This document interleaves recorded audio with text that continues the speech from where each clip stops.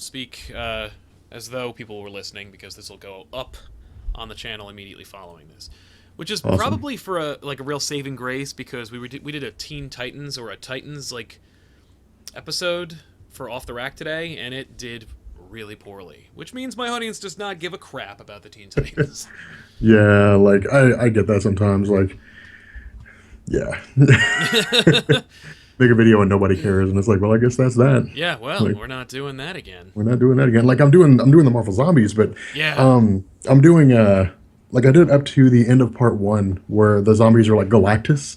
Right. And I love that twist. oh yeah, and I'm like, well, we're bringing the video to an end, and I'm debating on doing part 2 because like part 2 sucks. I think. Yeah. Like it's boring to me, and It was I'm funny. like, I was so excited because when we were at Baltimore, I grabbed a couple of trades to do on back issues, and I picked up what I thought was Marvel Zombies, and I'm like, wow, $5! It's Marvel Zombies 2. yeah, I yeah. went through it. I'm didn't- like, son of a bitch, this isn't yeah. good. I was like, Yeah, and I can't even do it. Like, if I'm gonna do Marvel Zombies, I have to do part 1. I can't be like, oh, so anyway, who cares what happens in part 1? Who cares about one of the best-selling, Marvel events in 2010? yeah, it's weird to me, man. Like Marvel Zombies 1 was really cool, and I liked what it was. All right, so I was talking to Benny about this the other day. Yeah. Because we were trying to make sense of the whole zombies thing, and I was like, all right, as far as I understand, Right. Marvel wrote, like, they started Marvel Zombies, and then they were like, well, this is really popular. We have to have a way to like make sense of this. And so then they just kind of threw it out, and they threw out like the whole Evil Dead, like they tied Evil Dead in with Dynamite Entertainment and all that stuff. Yeah, or that was Ash versus Marvel Zombies, Yeah, which they boldly were like, yeah, you know what? This is the origin. This is what happened. Mm-hmm. Ash from Army of Darkness shows up. Well, see, like I liked that. Like I thought it was cool. It's a neat idea. That blew my mind that they were like strong enough to do that. They were like, yeah, we'll do Oh it. yeah, Why not? it was a bold decision, and Yeah. so they did that, and then Ash was like, well, like I died in the Evil Dead universe, and then I went to heaven, and then like some dude just starts attacking people at the pearly gates, and it's like, okay. Right. And so then they explained, well, like it was a sentry, then the sentry landed in the reality, and then Magneto was like, you go to Earth and kill all the humans, and then he infected everybody, and then the whole planet turned into zombies. And so it was like, okay. Right. And they never explained why the sentry was a zombie. Yeah. That's And so, yeah, and so like they keep going, and it gets into Marvel Zombies 2, and then it gets into Marvel Zombies Return. Right. And this is where it goes from, hey, this is really cool, to like my head's really hurting. Right. What they said was, well, in Marvel Zombies Return, or at the end of Marvel Zombies 2, they got sent to another universe called Earth Z. Uh-huh. And the Watcher was like, well, we can't have this like being a repeating thing. Yeah. So I'm going to set up like a causal loop. And so this sentry, like this Robert Reynolds, is going to get sent to the universe that he was in the past, Uh-huh. and start the zombie apocalypse, which will lead to now, which will cause a sentry to get sent into the past. And I'm just like, are you serious? Is that where we're at now? Yeah, Is that the decisions that we're making, Marvel? And you Like, know that Kirkman, like when he was writing it, was like, no, who cares about all that? Like Yeah.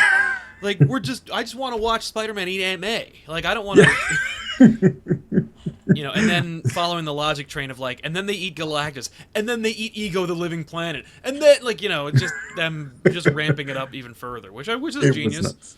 Yeah, it was nuts. It was funny. But like my favorite part was when they were on Earth and like Richard Rider shows up, which I left that out of the original video because I'm like, no, who Yeah. cares? But it was kind of funny because Richard Rider was like, yo, Spider-Man, do you see what's going on? He's like, don't look at me.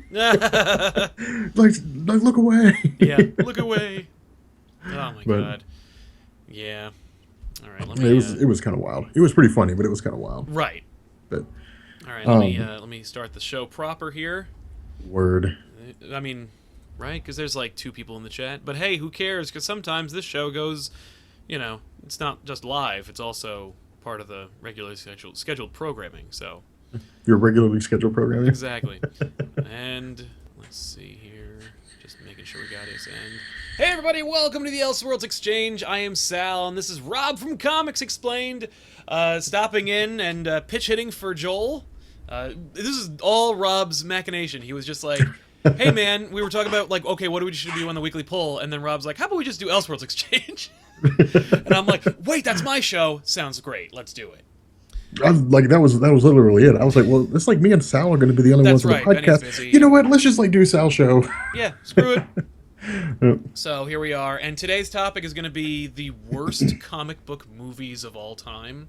All time. And this is going to be mostly from like memory, because growing up watching movies, being a huge, as I was discovering earlier with Rob, like Rob is a movie buff like myself, and this is something that you might discover on the Elseworlds Exchange that you might not know if you normally watch either the weekly pull or our channel in general. That you think we're all just comic minded. No, we have many enjoyments, many loves, in our lives. And my first one, it was comic books, and then it went to movies.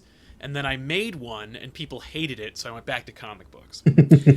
But I'm still a huge movie fan. I love the art form, and I understand that Rob is a big connoisseur as well. And as such, being movie fans, we went to them and we saw them, and of course being young comic book fans as well. Sometimes in the I want to say the late 70s up to the 90s. Movie studios could not even then resist the siren call of the comic book adaptation. But they also couldn't resist ruining them with their ideas and their better ideas that are, that strayed so far from the source material, or really, really stayed faithful to the source material at the wrong times. Like, I'm thinking of like Spawn. Like, oh god, Spawn was not that. It was not that bad. It was bad. When in 1997, I remember seeing this movie in the pitch pouring rain opening day, because I subscribed to Wizard magazine, and they were like, "This is the day it comes out." I'm like, I'm there, because I was reading Spawn. I think it was up to like issue 50 or something like that at that point. I'm like, oh, the movie. I did all this prep work, like understanding who Michael Jai White was and what the. And Steve Spaz Williams and all these other people who were involved, and I'm like, I don't know who they are, but they're going to be making Spawn. Here we go. And no one was in the theater. Really? There were 2 people in the theater, me and my mom. Wow. And I was like, this is amazing! And at the time, because by the way, it was summer, it was late summer as I remember, it was pitch pouring rain. There couldn't have been a better time for this movie to come out, or better circumstances to force people into the theater, and there were still only 2 people who bought tickets that weekend. God. And I was like, and at the time I'm like, this is fantastic, look at how much space we have. But, in reality, it's like, this is terrible news. Well, yeah, like you go see any movie and there's 2 people in the theater, and you're just like, oh my god. That's the worst when you go see a movie, like when you really want to see a movie that's going to be great or that is really cool, and you're like, I'll see it next weekend, and then next weekend they cram you in one of those tiny theaters, and you realize, this movie's not doing well. Oh yeah, like all the way in the back. They're like, it's like turn left and down at the end of the hall. Yeah, exactly. All the right in the hall. And it was like my theater was packed because maximum capacity was 47. Wow. No, it was, but no, Spawn was full theater. No, it was, and man. And when I saw it, I'm like, this is great, because number one, that soundtrack was killer. Marilyn Manson, Crystal. Oh yeah, the Crystal Method. Crystal Method and Filter. Yeah. Metallica remixes, just so many. Dude, it was like the ultimate. It was like the ultimate. I want to say like underground. What was that movie? The one about the vampires and the werewolves or whatever. Underworld. Underworld. Yeah, it was like the ultimate Underworld soundtrack. Oh yes, it was proto Underworld. I mean, like, yeah, it was pretty amazing. I'm surprised that Spawn was not directed by like Greg Wiesman or by Glenn, whoever the hell directed. I don't know who directed that Underworld. I know movie. It was Len Wiesman. Okay. But yeah, because I was gonna say Greg Wiesman. No, he did Spectacular Spider-Man the show and Gargoyles. Like he actually knows what he's doing. Len Wiesman makes Die Hard 4 and Underworld. But in any case, yeah, that is like I'm surprised that it wasn't made by him. Because damn, like it was all in the shadows, and it's so all right. bad. See, maybe my memories are a little bit different. Mm-hmm. Like I remember, like it wasn't a great movie. It's not like I would sit down now and say, you know what, like a great thing is to do right now. It's like watch Spawn. No. Like I really want to do that right now. Like that was one of those movies that I would watch if it was on TNT at like 3:00 in the morning. I do that now. And I was like, you know what, I can't sleep. Like we'll just flick through, and it's like, oh, Spawn. When I do that, I'm like, oh, Tiffany, you're in for a treat. Remember that bratty kid that gave Michelle Tanner a hard time? Watch him in this movie. I don't remember if that's him or not, but I was associated with him. But anyway. But I still haven't, like, I mean, I wouldn't, like, go out of my way and make time for that movie. Having said that, though, I did, and I was like, well, yeah, like I went to go see it in theaters too, Yeah. and as a little kid, you know, it was awesome. me being as a little kid, like me being 11, 12, 13 Yep. years old, whenever it was that it came out, yeah, it was amazing. It was like the giant cape that was floating through the air, when it and, you know, occasionally showed up. That's what killed me, when, like, the two things that, like, there were strikes against that movie. I remember even back then being like, okay, he's not using this cape like nearly enough, but then when the cape came out, you're like, oh, this is amazing. When his mask was never on.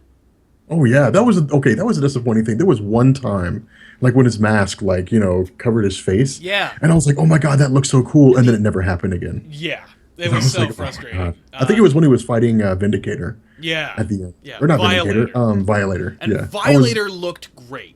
Oh god, John. Okay, that like he was the saving grace of that film. Oh, And John I'll tell Leguizamo's people that. Oscar-winning John film. Leguizamo, dude. I tell people to this day, like the only reason that movie was good, Yeah. like why I would consider it like an entertaining movie to sit down and watch, was because John Leguizamo was hilarious. He's like as the amazing. Violator. You know, he ate maggots to be...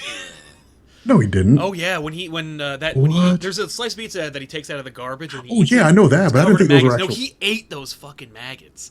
No way. Yeah, and I remember him doing an interview and him being like, I'm gonna eat the magnets, or I'm gonna eat the maggots, and he ate them, and he was like, it wasn't so bad, like whatever. But he was like, I'm swinging for the fences with this role. I'm gonna do it. Dude, And they're like, I we mean, can do trick okay. photography. He's like, no, I'm just gonna do it. And I'm like, All right, he's not playing Lincoln, dude. Like he doesn't need to immerse himself. right, that's exactly with right. Yeah, like, no, Violator. what is it like to be a demon clown? Well, I Yeah, have to this- eat these bugs. Yeah, this guy's not Daniel Day-Lewis, man. Like, you Yeah. don't need to have people, like, address you as the Violator. Like, That was his moment. yeah, That's okay, like- there were... Yeah. Huh? I was gonna say, like, John Leguizamo as the clown Violator is, to me, like, remember when Matthew McConaughey was a joke before he was an Academy Award-winning actor and did, like, real movies? Before he did the Lincoln commercials? Yeah, before he made Lincoln commercials with an Academy Award in his passenger seat. I remember Mm-hmm. thinking, like, there's a movie, it's great. And everyone made fun of it when it came out. Everyone makes fun of it because they never saw it. Reign of Fire. Oh, dude. Brofist. Reign of Fire is Brofist, so good. It And is I want to amazing. say that, like, but Matthew McConaughey at that point had been known as Dazed and Confused, or whatever, you know, like, you know, Yeah. all right. But I want to say that, like, this script came across his desk. Like, his agent was just desperate at this point, was like, they're making a dragon movie. Here you go, Matt. You can take a look. I don't care. Whatever. It's not a rom-com, so... And Matthew McConaughey read the script. He looked at it. He's like, all right, let's see what's going on here. And then he read more, and he finished the fucking script in an hour, and then immediately went into the shower and just bicked his head. And then grew his beard, and then on day of production, he just shows up looking like he did in Reign of Fire. And if you haven't seen him, he looks like he came out of Mad Max. Oh, God, dude. He looks like a homeless this guy. warrior that It's- slaughtered dragons. Yeah. And- like, but, it's like, I nuts. want to say that, like, that costume was not given to him by wardrobe. Like, he just showed up wearing it and was Oh, like, yeah, no. I'm ready.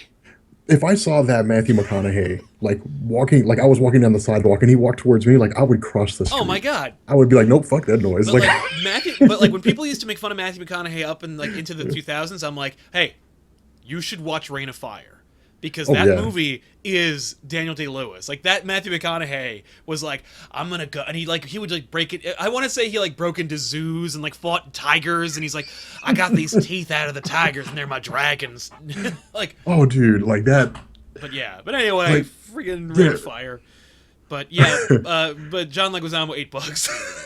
Dude, I can't, like, there was, okay, one of my favorite lines from that whole movie was when Spawn first, like, when what's his name, when Simmons first got his outfit, when Michael Jai White first got his Yes. outfit, like, he had been transformed, and he meets the Violator for the first time, I think, or something like that, and he's kind of freaking out, and he was, what was it, John Leguizamo said something to the effect of, like you're going through changes, he's like, pretty soon you're gonna start getting hair in funny places and start thinking about girls.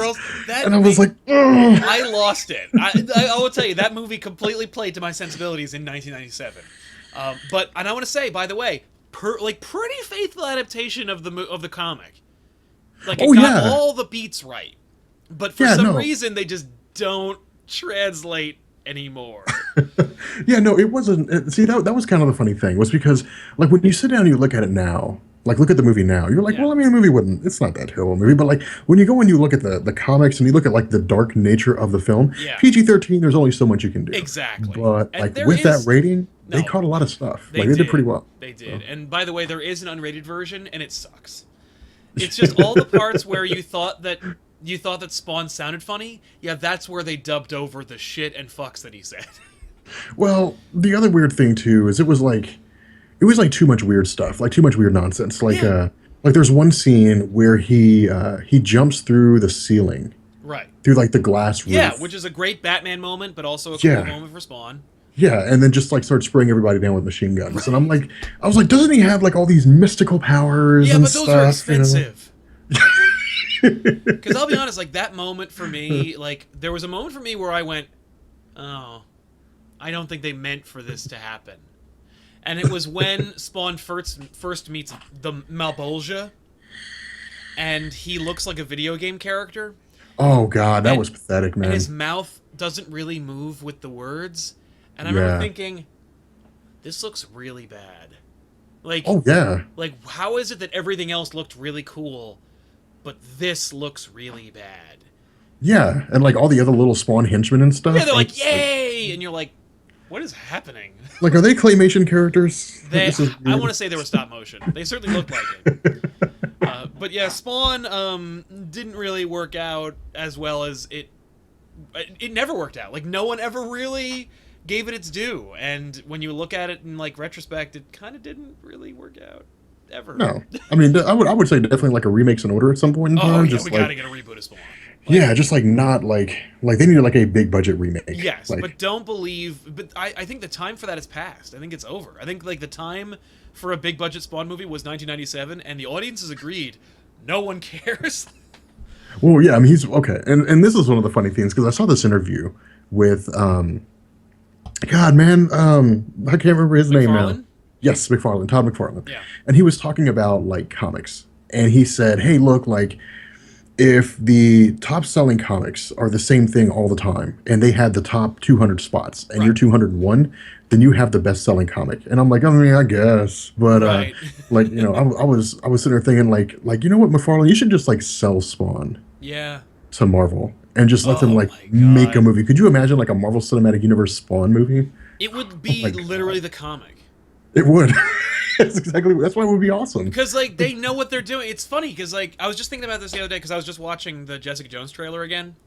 Yeah. And I was like, I can't believe that Disney's letting them do this. But at the same time, I'm also like, good on you. Like, we can, Yeah. there's room for everything. We can have, like, you know, children in Iron Man 3, but we can also have, like, rape in our Netflix Marvel movies. Dude, and see, okay, that was a kicker. Like, I was thinking about that too. Like, sidetrack here for a second. When Daredevil came out, it was one thing. Right, which is amazing. Because I was like, It amazing. yeah, I was like, that's just gratuitous violence. Like, whatever, I can cope with that. And then when they were like, we're doing Jessica Jones, I was like, okay, because if you're doing the Jessica Jones that I'm thinking of, Yeah. You damn. can't- Yeah. And then like Bendis came out, and he was like, for those of you guys who read Alias, this Netflix series is like almost a perfect adaptation. And I was like, That's all right, awesome. Disney, whatever, man. Like, if you guys are gonna let them do it, let them do it. Yeah, But, exactly. like, Then let him do it. I Let him hope do it, Bendis yeah. gets to write an episode or two. I think That that would be would- really cool.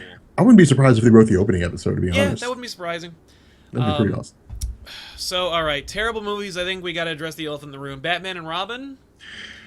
Man. But it's funny because I was thinking about the Batman franchise, like just how bad it got and how bad, Mm-hmm. like when it really went bad, and it kind of went bad literally the next movie, like after Batman '89, right? Which is a miracle it got made, and a surprise that it actually is good. And when you see everyone involved, when you watch the behind the scenes, and you see like everyone who was working on it, like I'm amazed that it's about an 8-year-old boy whose parents are murdered in front of him and he dresses like a bat. Like, I'm amazed that that was kept. That's how much studio interference and bullshit I was expecting, and in fact, indeed, took place in the Batman movie that we finally got. But literally the second one, where they're like, okay, we want to do Catwoman.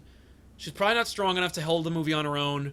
We need another villain, but one that doesn't have enough gravitas to have their own movie. So I guess Penguin? we'll do Penguin, and we'll put them together, and then we'll make Penguin have other real penguins and they'll put rocket launchers on their bodies. Dude, and have a giant duck. Don't forget about the giant duck. I like that giant duck. And the giant duck was kind of cool. Like, the fact is, it's made by Tim Burton. It looks killer. It's terrible, but it looks killer. Could you imagine that, like, floating around somewhere? Oh like, criminals just jump off of it and start, like, breaking into a bank? Oh, like in real life? Yeah. In real life. That'd be amazing. Like, wow. Yeah, I would love to see that thing now. I would immediately take my picture on it. Yeah. But then Batman, and for me, though, like, Batman Forever is where it really goes off the rails. Like, Batman and Robin, everyone's like, Batman and Robin, bah. Batman and Robin had already had a movie just like it, called Batman Forever. Like, people always go, well, Batman and Robin is where it went wrong. No, I cite Batman Forever is where it went wrong. Was that the Tommy Lee Jones? Yes. Dude, okay. Let me tell you something, man.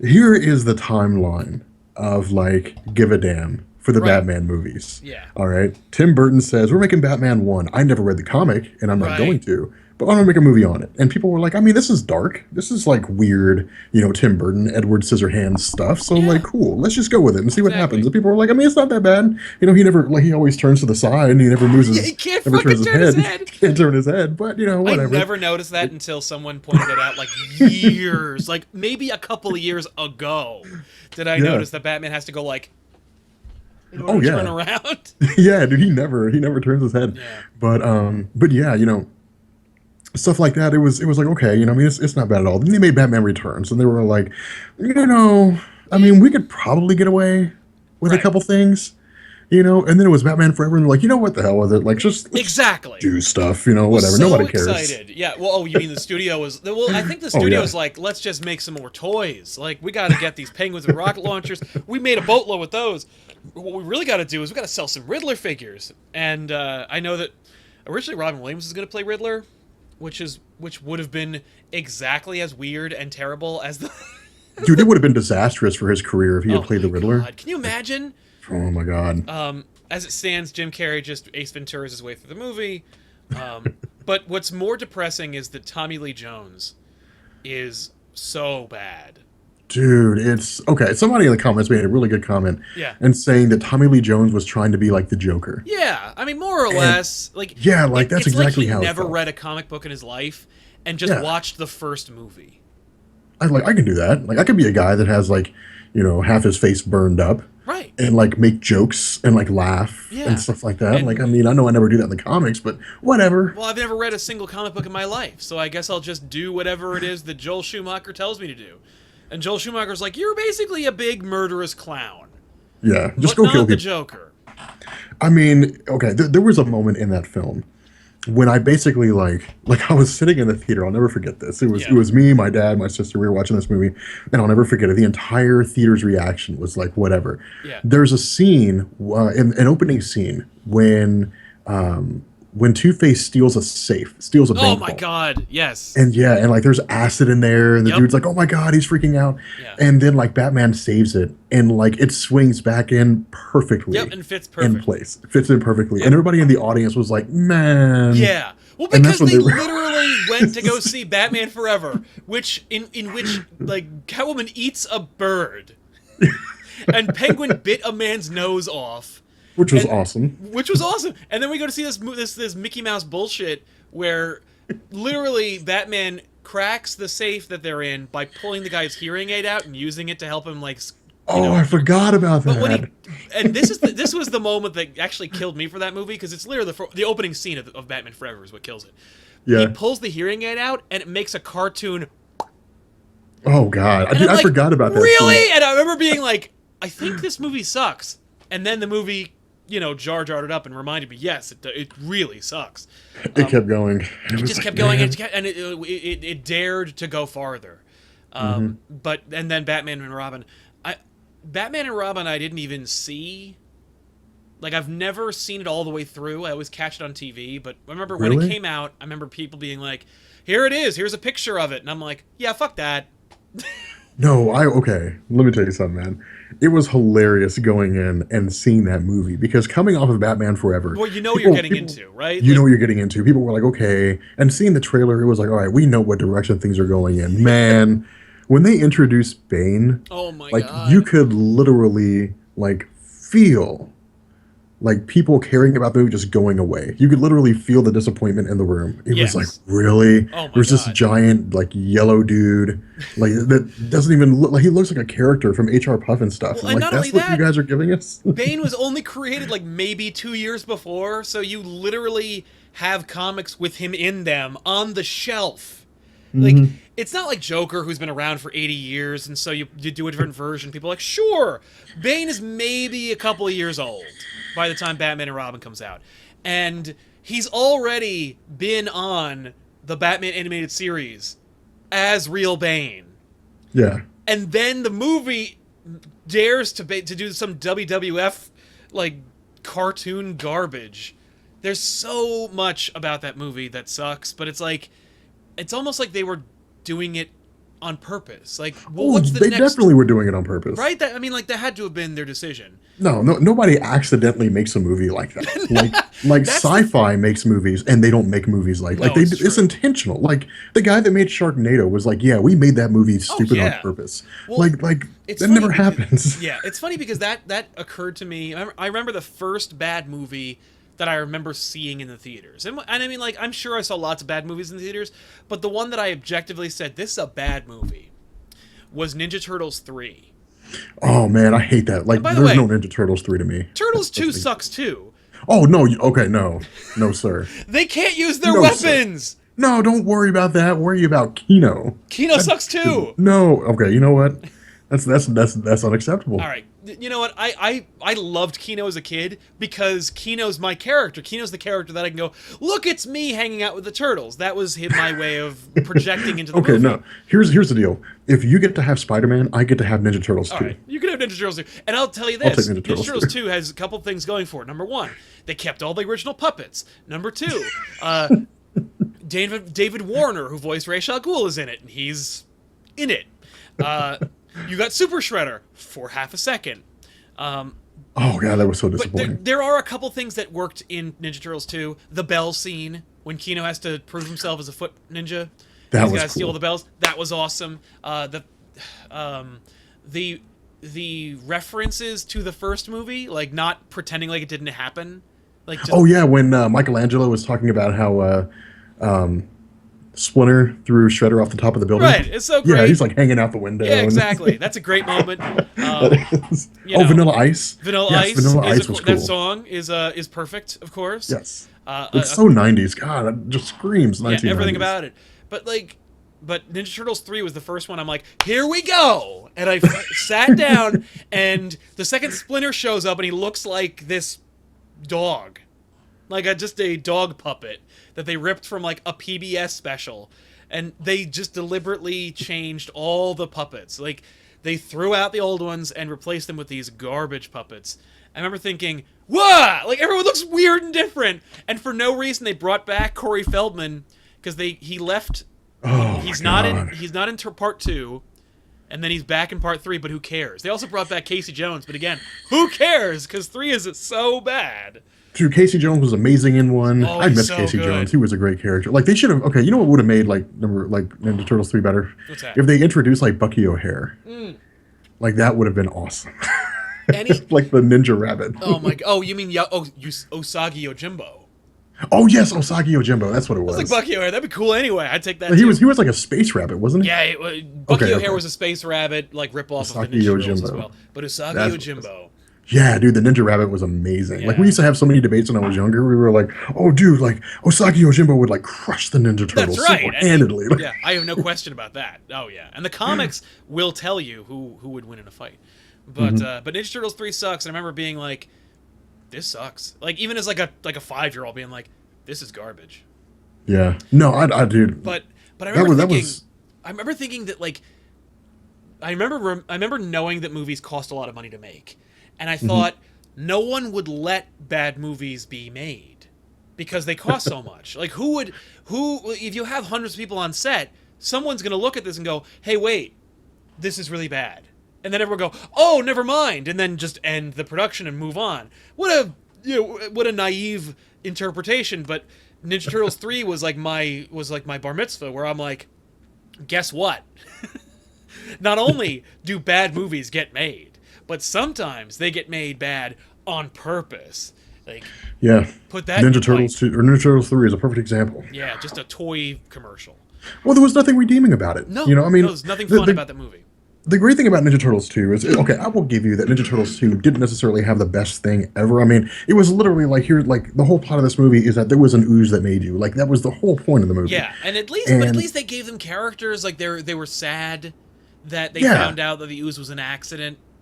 Yeah, and like you had like Bebop and Rocksteady in the form of like Taka and Razor. But they're not even Bebop and Rocksteady. That's so disappointing. Yeah, but it's pretty much the same thing. I was totally on board for Token Razor back then, but of course, once they started like being babies and saying silly things, I was like, oh. Yeah, I wanted to see Bebop and Rocksteady. I wanted to see. I mean, I'll say this: the Token and Razor puppet costumes looked fantastic. So no matter what, I was dazzled. Like, I liked seeing that. I wanted to see more monsters in the movies, but it was disappointing that Bebop and Rocksteady were not in the movie. Oh yeah, it was kind of disappointing. Yeah. Switching gears, I just wanted to cover, what do you think of the Ghost Rider movies?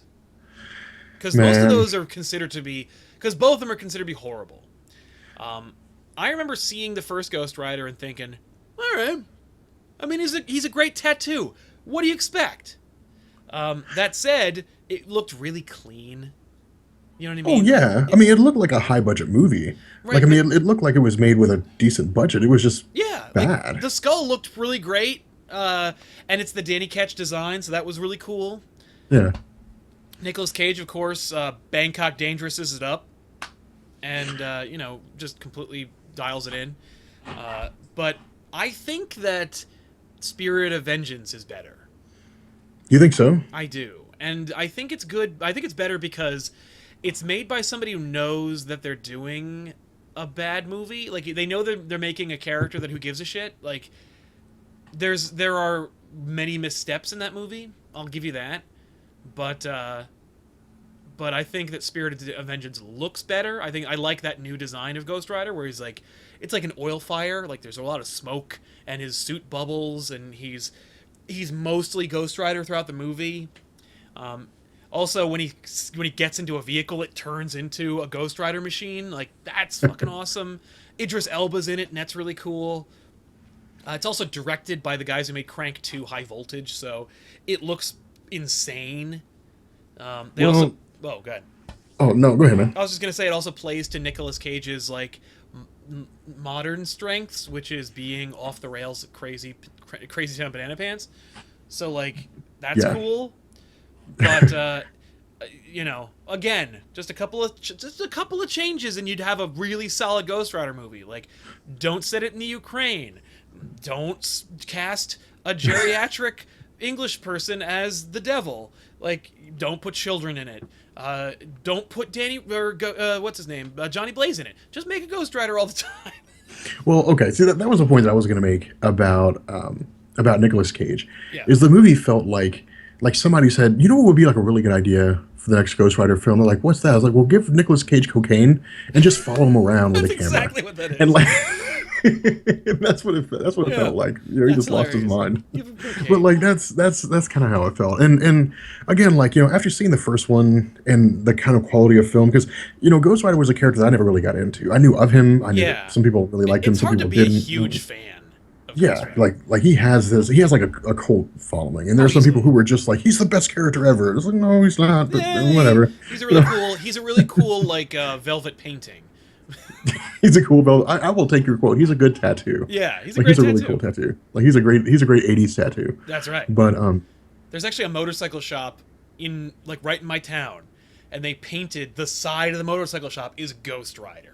Really? Yeah, and so every time I drive home from like anywhere over there, I'm just like, there he is, and he's like, brrr, and I'm like, that's the coolest Ghost Rider's ever been. Is the painting on the side of this motorcycle store? Well, that's you know, it was a forgettable film. You know, they were forgettable movies. I mean, the first one had Eva Mendes, and she was really gorgeous. Like, she was like super hot to look at. But like, she's a great drawing. Like, she's a great image to see. But does she add anything to the film? She adds a great visual. You know, you have two great visuals. You have Eva Menendez to look at, and you have this cool drawing of a dude on fire. Like that. Those when you don't have those, the movie looks like crap. It screams Metallica music video. And there's no Metallica in it. Like, there's no heavy metal in these movies, and that's all it is. It's like making a Lobo movie and then not using any heavy metal at all, or any hair metal. Yeah. Like, the movie would have been 100% better if he just included, like, AC/DC in the soundtrack. Like, the entire soundtrack is by AC/DC. There's more AC/DC in Iron Man movies than there are in Ghost Rider. That's a crime and a half.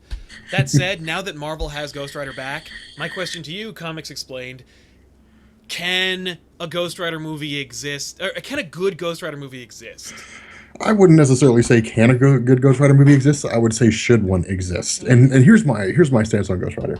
Nicolas Cage has forever tainted that series. Yeah. Like, there are times when a movie is made by a character or by an actor. Yes. And the movie is of such a degree that there's a line that's crossed that you just can't come back from. Yeah. And you will never be able to get anybody to go see that movie. No, it's true. Like, I mean, that's just Ghost Rider is a perfect example. Fantastic Four is a good example. I don't care if Marvel gets the rights back. If they say we're making a Fantastic Four movie, people are going to be like, no, wait till the reviews come out. Exactly. Exactly. No, I'll wait until the red box.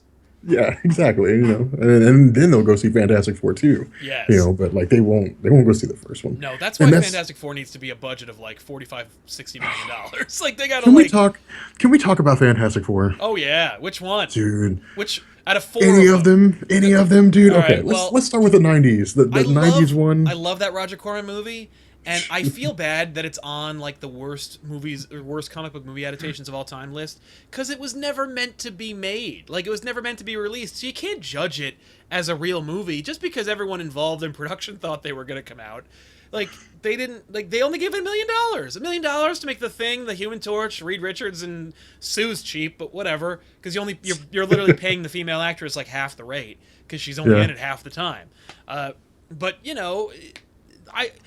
there's Optic Nerve makeup effects made the Thing costume, and I watched this show called Face Off, where the head of that studio is one of the judges. So every time I see him and he acts like an arrogant jackass, I go, "You made the Thing, motherfucker! You don't even know!"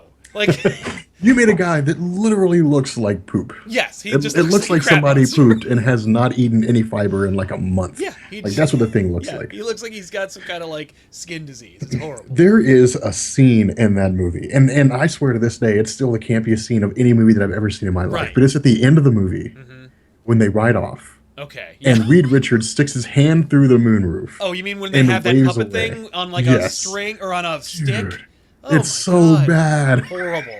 It's so terrible. But I'll say if you guys haven't seen that, if any of you guys in the comments haven't seen that, like, or any of you guys in the chat, like when this is done, you guys should go look that up. Just watch it. It's because no one wants to say they own it, so you could totally just Google it or YouTube it or Daily Motion it.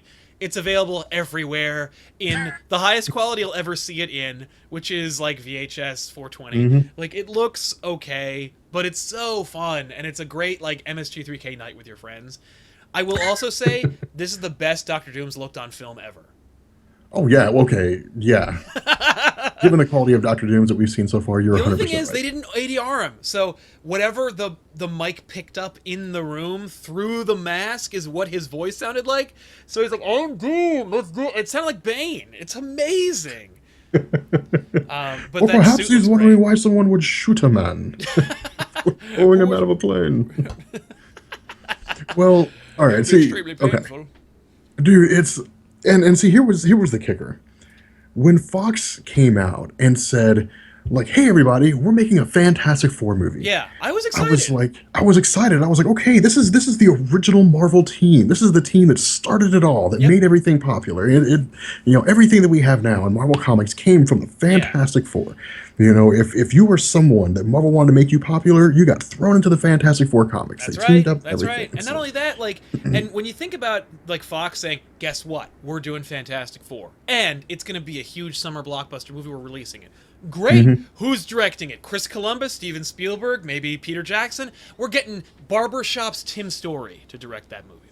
Oh, and that's okay. Why?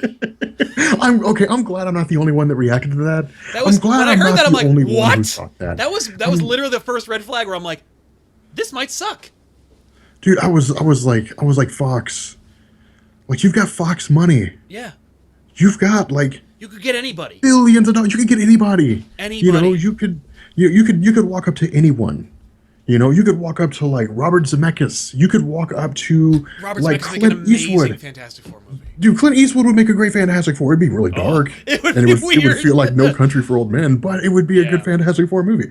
You know, and Barbershop has a scene where Cedric the Entertainer walks in and says, "Everybody, put your hands up. This is a robbery." And everybody's kind of, and I'm like, "That's the guy we're hiring. Like that's the guy that we're bringing in." Yeah. And so I'm like, "All right, you know, we'll give this movie a shot. Well, like, you know, Tim we'll give this movie a Story- chance." Tim Story makes Tim Story movies. That's fine. Like Barbershop, you can't say the Barbershop's a bad movie. It's just it's the perfect barbershop movie. Like it's not trying to be anything else. I agree. I agree. But Tim Story ain't the guy to make Fantastic Four.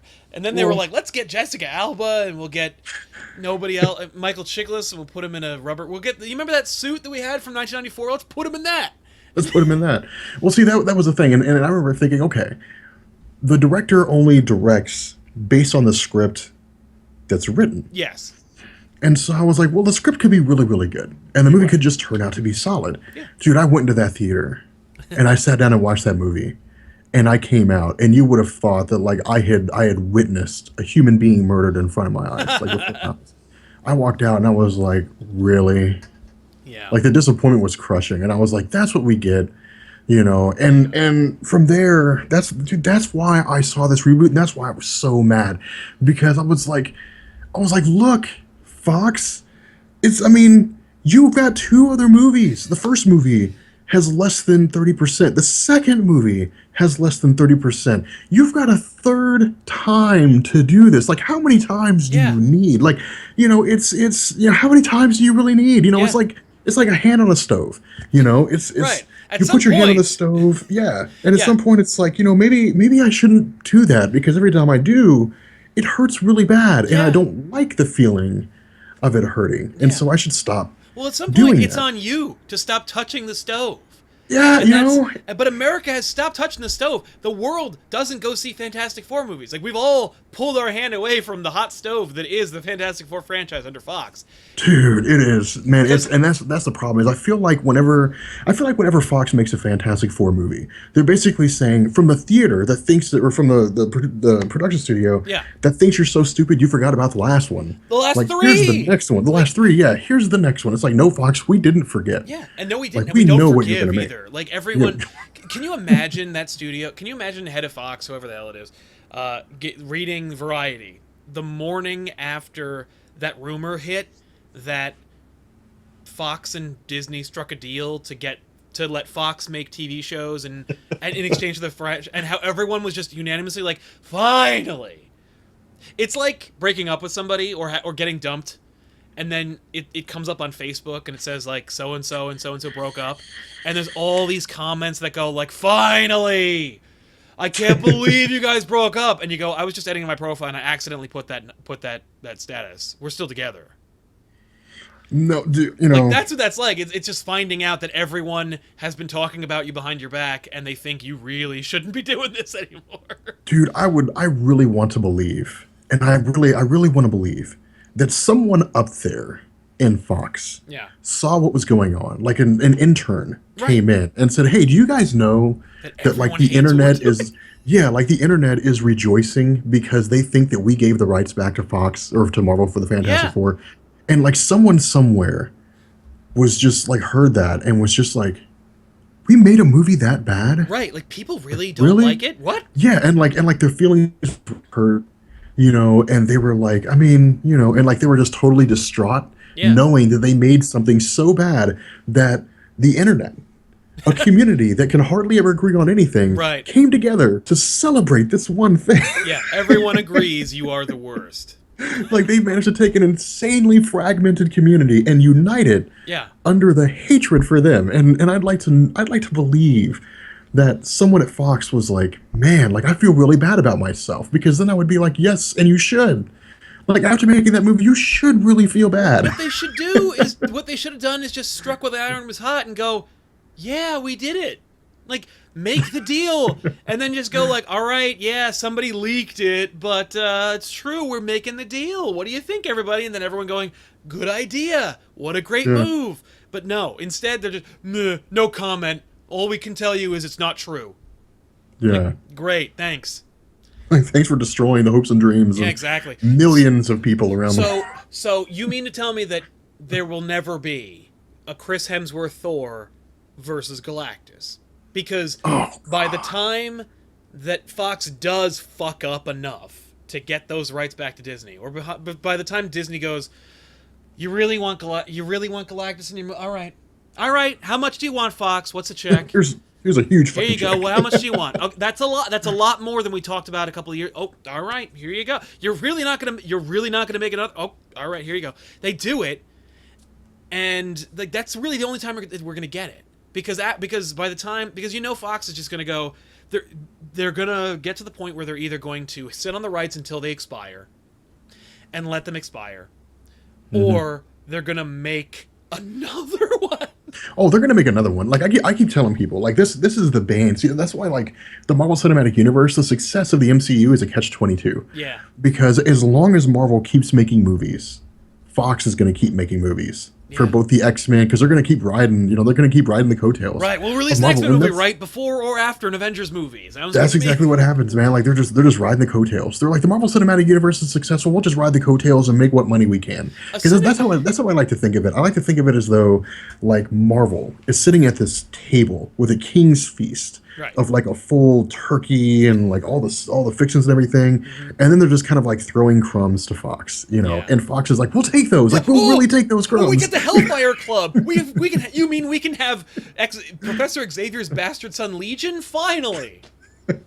Like that's and that's kind of how I look at it. But no, dude, like as far as I understand, the terms of the contract state that as long as Fox makes a movie like every 7 years or something like that. Yeah. Like, or I'm sorry, as long as a movie is in theaters every 7 years, then they maintain the rights. It's something along those lines. That's so awful, they're gonna keep because making you could make spin-off movies forever, because it's why they're making that awful Gambit movie. Like you're 20 years late to a Gambit movie, Fox. Yeah, I mean, like the amount, as far as I understand, the amount of money that Fox made on the Fantastic Four film was less than $100 million. That's unbelievable. Yeah, it's the worst thing I've ever heard of. Like I read an article or something like that, and I'm not going to quote it as absolute. Yeah. But it was something like it finished its run in the theater with a total of like $63 million or something like. That's a pitiful number. It's awful, man. It's awful. By the way, and I would take a tenth of that number. But if we're talking about major motion picture studios, this isn't a studio. This isn't like the Terminator movie. Like, okay, we're taking a franchise that started in 1984, and we're trying to just. Because Terminator's been passed around like a the town bike. Like it's been maligned and ruined and it's out of alignment. It's just a disaster. But every time they try to make another Terminator movie, it's made by a studio that's about to go bankrupt. They're like, here's a Terminator movie, and no one catches it, and they go, okay, bye, and then go out of business. And then another studio comes in and buys the rights. This isn't one of those. This is Fox. They're not going to go anywhere for the next 200 years. But for some reason, they're making $60 million Fantastic Four movies. Fuck you, Fox. I don't know, because they just won't let the rights go, man. And it's pathetic. It's unbelievable. It is pathetic. And it deserves the vitriol that we're spitting at it, because it's like at this point, you might as well give the rights back and take the budget for the Fantastic Four movie you were gonna make and give it to needy children. Or build a hospital, because you're literally wasting your money. Yeah, at least it'll go towards something that people care about. People will be like, "Hey, like you did something great." Yeah, more people sadly will go to your children's hospital than see a new Fantastic Four movie made by you.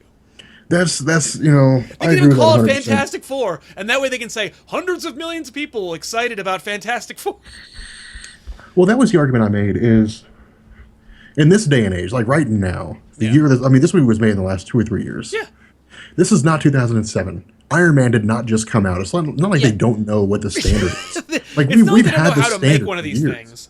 Yeah, like there has been a standard for how to make a good comic book movie for years now. Basically, since Iron Man came out, Iron Man hit the movie theaters, and people were like, "This is the new standard. Yep. Like this is the new quality of comic book films." Used to be Spider-Man 2. Spider-Man 2 was the gold standard. Spider-Man 2. I mean, hard to believe, because I really. Time is not kind to that movie for me. Every time I watch it, I go, God, this is not as good as I remember. Well, that was to me. That was and it's like, in the world of comic book movies, the standard being what it is, with this back catalog of like 9 or 10 movies that are every single one of them are astounding in some form or another. Even an Ant-Man movie is astounding. Hard to imagine. Even an Ant-Man movie, and they make that Fantastic Four film. Right. Like you are 15 years late to the fucking party, Fox. Late, man. And I was like, my God. Switching gears because this is turning into Fantastic Cast. Did you ever see the movie from 1995 called Judge Dredd? Man. Because I thought that movie was awesome. And then I saw it again, maybe a year later, and was like, oh. I was the same way. Like when I was a kid, I was like, "Wow, this is so cool!" Like Rob Schneider's funny, and it's like this post-apocalyptic movie. That's easily the worst part of the movie. It's like all these different things going on, and all this stuff. It has cool, and I'm like, man, it has cool mid-90s practical effects. It's got future tech. It's got rip-off Terminators, and it's got the iconic helmet. It's got a guy's arms and legs being torn off. Like it's got so much. It's got so much cool stuff. And then who could resist? You go back and watch it. Like 10 years later. Ugh. And you're just like it's like going back and watching the original Power Rangers as an adult. Yeah. And you're like, I liked this. Right. Like as a kid. that was me when Toonami got Thundercats. And I'm like, oh shit. Everyone clear your schedules. We're watching Thundercats. And I watched the first 3 minutes, and I'm like, oh my God, can we stop? I know I suggested it, but can we stop watching this now? Like, this is not for me. This is a toy commercial for 3-year-old me. Like, but yeah, Judge Dredd, not good. It was on the other day, and I'm like, Ben, sit down. We're watching Judge Dredd. And we watched like an hour. And I'm like, this is, and what's funny is, I saw it so many times, like, it's ingrained, like, I know it, and even then I'm surprised by how shitty it is every time. Every once in a while I go, hey, that female judge's pretty hot, who is that? Diane Lane, oh! Oh, okay, no, I will give her the benefit of the doubt. Oh, in no, that I movie, know, but Diane Lane is not, like, this is it just ages me. It's like, oh, like, how old is this movie? Yeah. Oh, yeah. Like, you look at Diane Lane now, and you're like, man, what was she, like 19 when this movie came out? Right? Yeah, exactly. Jeez. But damn. And of course, Sylvester Stallone apparently was a big fan of Judge Dredd and really wanted to make this movie. And that would make sense to me. That if you were that big of a fan, because if I understood it, like with Ghost Rider, supposedly Nicolas Cage was a huge fan of the character. Nicolas Cage is a huge fan of comic book movies and really, really wanted one of his own. Yeah, that makes sense. Happy to take the table scraps that was Ghost Rider. What was he going to do? Make that crappy Superman movie that he came up with? Whatever he tried real hard to do that. Dude, that mullet Superman, that would have been a disaster. Yeah. But no, like, it's a typical Sylvester Stallone movie. Yeah. He's got the lip curls. Like, well, his friends are cannibals. That's genetic. He can't help that.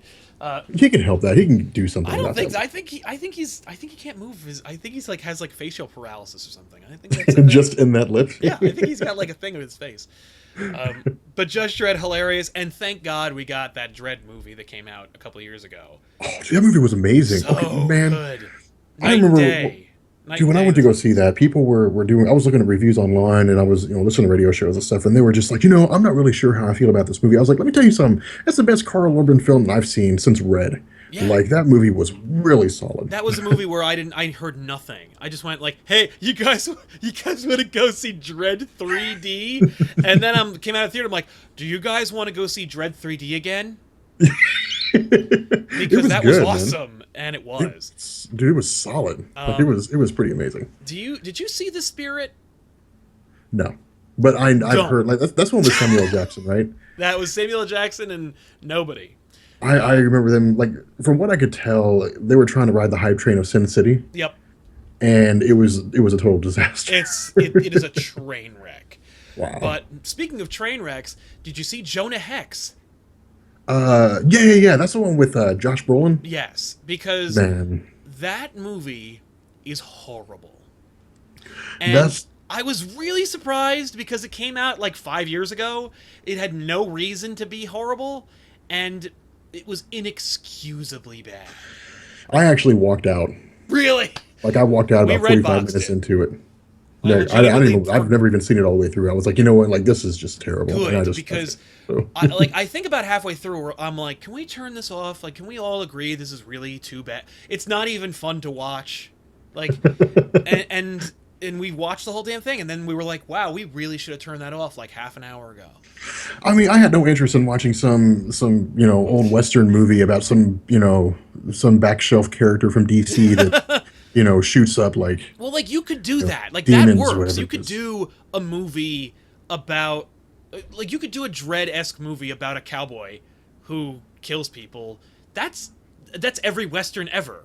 But for some reason they're like, also it's a comic book movie. Wink. And then just made shit decisions. It was like we were back in 1997 because like the movies that we skipped over because we're kind of winding down. But like the movies we skipped over, things like the Phantom. What's Oh another god, with one? Billy Zane. With Billy Zane, Slam Evil. I remember that was the logo, and I'm like, really. I liked Tank Girl, so I'm not going to give Tank Girl too low a mark, but Tank Girl was silly. Judge Dredd. There were other movies that like came out. Oh, The Shadow was horrible. Oh, dude, I remember that's the one that had Alec Baldwin. Yeah. Yeah, somebody mentioned that. Yeah, and some of those. See, to me, the problem with those movies is I felt like the people that made them just didn't really know what they were doing. They knew of the name. They deliberately made like lazy or like cliche or shitty decisions, and then just said, "Well, it's a comic book movie. Who cares?" Yeah. And that's how Jonah Hex felt to me. It was one of those movies where they're like, "Well, before we do that, we have to make sure that we actually like spend our money wisely and make it look good." And they're like, "Who gives a shit? It's a comic book movie." And they went, "Oh right," and then just like that's lunch then, like, and then took a break and then never got back to making a good movie. Like, Well, it was weird. That's why I say, I mean, in order for like those studios like Fox and Sony to make effective movies, my personal opinion is they need like you, me, and Benny to be like their, They're like consulting firm. Their like, consulting firm, to be like, no, here's what you guys should make your movie about. But I mean, okay, and as a couple redeeming, like, okay, there was one movie, and it actually wasn't based on a comic; it was based on a book. Right. But did you ever see Jumper? No, I never saw Jumper, but it had Hayden Christensen in it, so I was like, I'm never seeing this fucking movie. But I heard it's actually not bad. Yeah, it's not bad at all. The movie's better. The book's a lot better. Right. But the movie's not bad at all. I mean, it's interesting. It'll keep your interest for an hour and a half, and then you'll probably never watch it again because you don't need to. But you'll be like, oh, it's interesting. Yeah. But another one of the movies from the '90s that I actually loved was Blade. I liked Blade too. The first Blade. Blade was well made. Like, It for was. what it is, like how you're not going to bring in Francis Ford Coppola to make Blade. It's. And by the way, Blade, he made a vampire Steven movie. Spielberg film. Like, Yeah, but like Blade and one of the first like Marvel Studios kind of movies. That was a solid movie. It's a great Blade movie. Which who'd have thought that? Well, yeah, I mean, Blade. I remember reading Original Sin. I don't know if you remember this. I remember reading Original Sin, and they had a Blade tie-in, and I was like, "Why is this here?" You're like, "What? Like what? Is this, Like, where did Blade come from? Yeah, like this is. I haven't heard from this guy for 15 years. Yeah, like people make fun of the end scene with the blood CG thing, where like Deacon Frost puts himself back together. Who cares? That movie's it's got swords, and Wesley Snipes is in his prime, and it's got a killer techno vampire soundtrack. And oh god, dude, the opening sequence. Oh my god, Bloodbath! Bloodbath, dude, it was so cool. New York Comic Con was so boasting awesome. a Blade Bloodbath rave. It was called the Blade Rave, and there were people passing out like handmade flyers with Deacon Frost's like logo on it. And they're like, "Come to the Blade Rave," and I'm like, I almost went. I was like, I really kind of want to see this. Dude, I would have gone. Right? And I saw pictures and video, and they legitimately were like, the DJ's like, Bloodbath, and they fucking sprayed everyone with the sprinklers. Dude, I so would have gone to that. It's fucking amazing. You gotta YouTube it, guys. Type in New York Comic Con Blade Rave, and you will find video from the club and that song, that bow bow, like, it's amazing. But yeah, Blade's not bad. I saw Blade and I'm like, pretty cool. Like, all right. That to me, that movie. I was thinking about this the other day because I was going through and I was watching a bunch of Marvel Cinematic Universe movies, and I was writing up scripts. Yeah. And I was thinking about Blade, and I was like, that's a movie that I would probably go in Redbox and watch, just for the sake of posterity. You might just as well just go to Walmart and buy it for $4. And buy it for $4, and just like $4 nothing. Buy it for like $2 or $3, like. Yeah. But no, like yeah, I mean, buy the Blu-ray and just have it there so that, and when the time comes where you're interested, you just put it in just to watch the opening sequence. Right. But like the movie as a whole was I mean, Deacon Frost was a great character. Yeah. What was the name of the actor that played him? I can't remember his Oh name. man, he's in those like blue vape commercials. Yeah, dude. Stephen I Dorff. can't. Yes, that's what it is. He did a good job. Like, he did a great job. The movie was sound. It had a solid plot. It was reasonable. It was interesting. And then of course the movie got terrible after that. But I mean, yeah. But like it's funny because Blade 2 was made by Guillermo del Toro, which is like what? And introduced way cooler characters than Blade. Like when you meet all these cool like, when you meet Ron Perlman and his team, you're like, that's the movie I want to go watch. Where are you going? Oh, all right, Blade, let's go. And I will say that, man, the cast of Blade 2 was one of the coolest things. Like when he pins that thing on the back of Ron Perlman's head, like that was cool. And the fight sequences were cool. Like when he fought the bad guy near the end, it was scenes where like they were fighting and like he swings him into a pillar and his glasses don't leave his face. Yeah, like those were the kind of scenes where people were just like this is bad. I like Blade Trinity for the same reason people like Sharknado. Like for me, that's a Ryan Reynolds movie. Yeah. More than a Blade movie, and I really love it. And if you ever want to like find newfound appreciation for Blade Trinity, watch Patton Oswalt, the comedian who plays a member of the like Blade Society Friends team. Patton Oswalt's this comedian. He's amazing, and he does a couple of minutes where he explains being on the set for Blade Trinity and how he's like, it's amazing the movie even got made. Really? Like, because apparently the director and Wesley Snipes had a fight, and Wesley Snipes wouldn't communicate with him, so he like went to his trailer, would just get completely stoned, and then would occasionally come out, and he would only answer to Blade, and he wrote post-it notes to the director and signed them as Blade. And was really like a prima donna about it and was like, man, the movie's called Blade. It's not about like these friends of Blade. Like, who cares about Jessica Biel and Ryan Reynolds? They're coming to see me. And I'm like, no, they're not. They're not coming to see you. I would totally watch a movie with just the team, with them shooting arrows with their iPods and with their "Hello, my name is fuck you." Hilarious. Like Ryan Reynolds like improvs the whole movie, and that's. For me, I find Blade Trinity like, again, for me, I'm like, what's your standard for Blade movies? Like, how is it? It's bad, but like, isn't it all? I mean, it's a Batman effect, dude. They made the first one and they were like, all right, cool, let's take a little more risk with the second one, and the third one they're like, let's just do anything. Yeah, and they had Triple H. Yeah, they had Triple H. Oh yeah. And they're like, let's just do whatever we want to. We got a wrestler in here. We got a comedian. We got a model. Right, exactly. Who cares? Let's just do it all. What's the movie? What is, in your opinion, what movie almost destroyed the superhero movie genre before it even took off? Catwoman. Okay, Catwoman's a solid entry. I would also cite The League of Extraordinary Gentlemen. No way! That movie was awesome! What? Yes! The movie was amazing!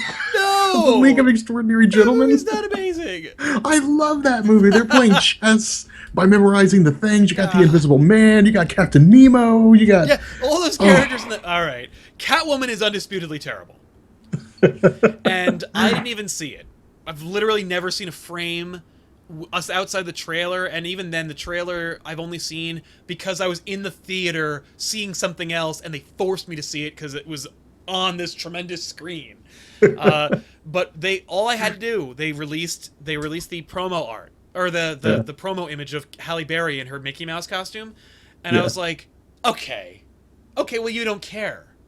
Like, okay, well, no one cares. I don't have to see this. And apparently I'm right. Like, nobody. Dude, Catwoman, man. I was going through. I was looking up like all these old topics and stuff like that, just to reaffirm that I was right when I said that movie sucked. Right. And I was going through, and somebody was like, the next time you watch the movie, like, pay attention to the camera angles, because you never really think about it. Yeah. You're just like, well, I mean, there's stuff happening. And it's happening in front of you. Yeah, exactly. dude, I was watching the camera angles, and I was like, this movie is like an acid trip. Like, the camera angles are like bouncing, they're chopping all the time and cutting. And I was like, I never really paid attention. Like, you never really look at how it was done, but like when you look at the camera angles and what they were doing, it was just terrible. Yeah. It was absolutely pitiful, and there was no interest in her character. The entire movie is literally about, like, what was her name? The woman from Basic Instinct, right? Sharon Stone's in that movie? Sharon Stone, yeah. Like, she has, the plot is a makeup company has a product that they're putting out on the market, and if you use it for too long, it makes your, it kills you or something like that. And if you use it for a certain amount of time and stop, like, it makes your skin turn to stone. So, but whatever happens, like, as soon like the first time you put it on, like, that's it, like, it's curtains. And she's basically taking on like the man, like the corporation. And I'm like, this is where we're at.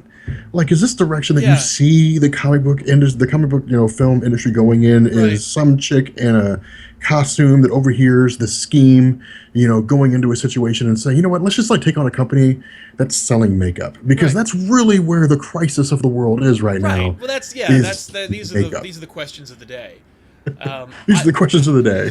That costume reminded me, because, like, by the way, it's like I had a flashback, because I saw the promo art for Catwoman. I'm like, oh, okay, I don't have to see that.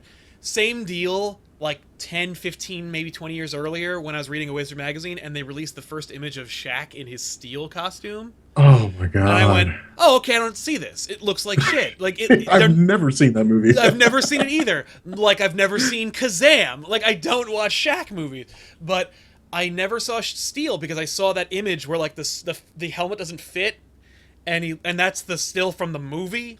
And I remember being like, oh, okay, well, then we don't have to watch this. Like, we get it. It's terrible. Moving on. And, everyone's like, Shaq, can't act. And it's like, no, he makes basketball movies. Like, he plays, like, this game. And he said, and I respect Steel more than Catwoman because of Shaq's, like, admission. Where, like, when people ask him, like, why'd you make Kazam or Steel? And he's like, okay, if you could have seen the dump truck full of money that they came and brought to my house to be, and they said, would you like to pretend to be a genie for like an hour and we'll give you this much money? He's like, you would have done Kazam and Kazam 2 and 3 and 4. Oh, in a heartbeat. And the funny thing is, like, Shaq is apparently a huge Superman fan. And so much so he has, like, Superman tattoos and he has, like, Superman cars and stuff. Like, the dude is a huge Superman fan, and the Death of Superman and Return of Superman came out around the same time that Shaq's popularity existed. And apparently, like, when John Henry Irons, a.k.a. Steel, was invented and released, he was like, wow, like a big black dude who is Superman. Like, I want to do that. And it's like, you know what? The dude has money. They it's not going to be great. When you want to make a real, like, urban Superman movie, go make an urban Superman movie. But in the meantime, it's 1996. Here's your movie, Steel. Like, I appreciate it just because of the dude's delight and fascination with the Superman character. With Catwoman, I'm convinced no one involved in production, and there's hundreds of people involved in the production, even knew Catwoman's alter ego's name. Oh, dude, I guarantee they didn't. Who's Selena Kyle? Who's that? Right, but, like, who? I guarantee they didn't even know her name, but Shaq likes Superman and made it because he's a fan. It sucks, but at least the dude likes the character. Yeah, well, that was a kicker. Like, I can't remember what Halle Berry's name was. I don't even know. In the movie, but it was right? I don't even know. It was no it wasn't even like at least Supergirl on the TV show was Kara Danvers, so they're like, okay, well, at least they're kind of combining stuff. Yeah. There was nothing like that, and it was literally just Catwoman was the only element that tied it to the comic, and like how she was dressed, and that was it. But she was resurrected by magic cats, basically. Well, that's kind of like Batman and Robin. Yeah, she got bit by cats or something. I don't know. Batman Returns. Yeah, she was bitten by. Or Batman Returns. Thank you. Yeah, they never really explained that. It was just that she fell, and then cats walked up to her, and then she woke up, and then she was a cat. Right. And it's like, okay. Yeah. But okay, here's a question for you. I don't know if this is ever tied into a comic or not, but did you ever see a movie called Blank Man? Yes, I saw Blank Man. Dude, Blank Man has the best fight scene of all time in any movie. I also saw Meteor Man, Oh God! Which, Meteor by the Man. way, I didn't know wasn't for me. Like, You didn't know? Like, you don't like Meteor Man? no. Like, Meteor Man was cool. That's a movie, like, about urban, like, struggle. Oh yeah. It's I not see a what you're saying. superhero movie. Like, it is, but it's not. And I thought it was just a superhero movie. So there I am, and my dad takes me to see Meteor Man, and it's me and just a theater of black people who are like, "What are you doing?" Dude, And I'm like, "I love superheroes. Let's do this." And by the way, Meteor Man's a solid picture. dude, I really wish I could have been a fly on the wall It watching was that hilarious happen. because I was just like, I didn't notice it. By the way, I just noticed it like a couple years later when I'm like, "Wait a minute, I don't think Meteor Man's a superhero movie." Like, I don't like. Do you guys have the Meteor Man comic? Like, walk into a store. Like, Right. "You guys have a Meteor Man By the way, comic?" they were like, "No, there is no Meteor Man comic." No. He's like, did you go see it? It's like, yeah. Did they look at you funny? Yeah. Well, you know. Well, there you go. Yeah, There's a exactly. reason why. Yeah. But yeah, like there's a funny scene before we finish this Blank out. There's a Man. funny scene for Blank Man when David Allen Greer, like when they're trying to freak out one of the guys or a cop or something like that, and he's like, we can't find the bomb, and he's like, what do you mean you can't find the bomb? He's like, we can't find it. We fucked up, and the building's gonna blow. And they're just like they're emptying the building out, but no, like between those two movies, like the Meteor Man fight, like the Blank Man fight where he's like goofing off and has no idea what he's doing, Yeah. and then like the Meteor Man fight where like they're touching books and they have that fashion dance off, like that was hilarious. Like those moments were hilarious. Yeah. I mean, you know what? The funny thing is with bad superhero movies, with bad comic book movies, the fact is there's always something. I feel like there's always something kind of cool about almost all of them. Whether it's a costume or a director choice or a casting decision or a musical score or the effects, like there's always some kind of thing they got right. Like, Catwoman, no, there's nothing right about that movie, but for the most part, like even movies like The Phantom, like that's what he looks like. Like at the end of the day, like, yeah, Phantom looks silly. Yeah, no, we didn't change anything. Like, if you crack open a comic book, that's what you're going to see. Yeah, that's the Phantom. It's just, and ironically enough, there was also a Phantom cartoon show at the same time called Phantom 2040, which was super dark and crazy amazing. And you're like, Really? and so, yeah, and if you're a kid watching Phantom 2040 and then you go see the Phantom, you're like, this is someone takes me seriously, and one of them is not involved in the movie. God, I didn't know they had a TV show or a cartoon show based on the Phantom. It was a crazy cartoon and had like a similar animation style to like Aeon Flux. Oh wow, dude, Aeon Flux was so good, man. Yeah, Aeon Flux. Hey, there's another movie that didn't work out. Oh my gosh, Charlie, was that Charlize the one Theron with was Charlize Aeon Theron? Flux. Yeah, That was dude, not to be confused with Ultraviolet starring That's Mila right, Jovovich. But yeah, Mila Jovovich, yeah, making the leftovers of everybody else's movies. yeah. Jesus. But hey, that was the Elseworlds Exchange talking about the worst superhero movies ever made. Thank you so much for joining me, Rob. That was an amazing conversation. That was awesome. Yeah. Maybe we'll have to do this again sometime. I look forward to trying this out. But yeah, so hey, if you haven't already, you should definitely go over to Comics Explained and subscribe. There's a link in the description box down below this video where you can just do so. And of course, check us out next week for an all-new episode of the Elseworlds Exchange. I'm Sal. I am Rob from Comics Explained. We'll see you guys next time. Thanks a lot. Peace.